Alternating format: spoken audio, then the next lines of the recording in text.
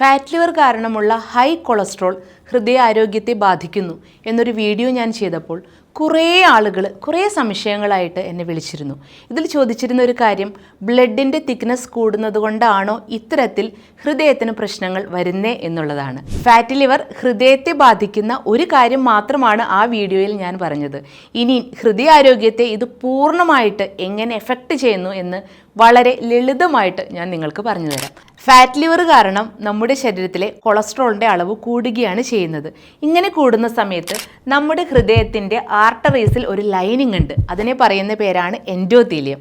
ഇതിന് വീക്കം സംഭവിക്കുകയും കട്ടി കൂടുകയും ചെയ്യുന്നു. ഈ കട്ടി കൂടുന്ന സമയത്ത് ഈ ആർട്ടറീസിനെ കൂടുതൽ നാരോ ആക്കുകയാണ് ചെയ്യുന്നത്. ഇത് വരുന്ന സമയത്ത് ഹൃദയം കൂടുതൽ സ്ട്രെയിൻ എടുക്കുകയാണ് ചെയ്യുന്നത്.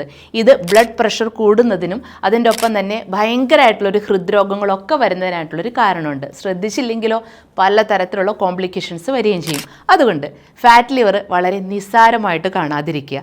ഫാറ്റ് ലിവർ വന്നാൽ നിങ്ങൾക്ക് ഹൃദ്രോഗം വരെ വരാനുള്ളൊരു സാധ്യതയുണ്ട് എന്ന് മനസ്സിലാക്കിക്കൊണ്ടുള്ള ചികിത്സ എടുക്കുക. നമ്മുടെ ഹെർബലി ടച്ചിൻ്റെ ഒരു ലിവർ ഗാർഡ് കോംബോ ഉണ്ട്. ഇതിലടങ്ങിയിരിക്കുന്നത് കാമിലാദി, ലിവ്ജി, ലിവിയർക്കം തുടങ്ങിയ മരുന്നുകളാണ്. ഇത് ഫാറ്റ് ലിവർ റിവേഴ്സ് ചെയ്യുന്നതിനും ഈവൻ ഹൃദ്രോഗ സാധ്യത വരെ തടയുന്നതിനും വളരെ നല്ലതാണ്. അതുകൊണ്ട് ഫാറ്റ് ലിവർ ഉള്ള രോഗികൾ ഉടനെ തന്നെ നമ്മുടെ മെഡിസിൻ ഒന്ന് യൂസ് ചെയ്ത് നോക്കൂ.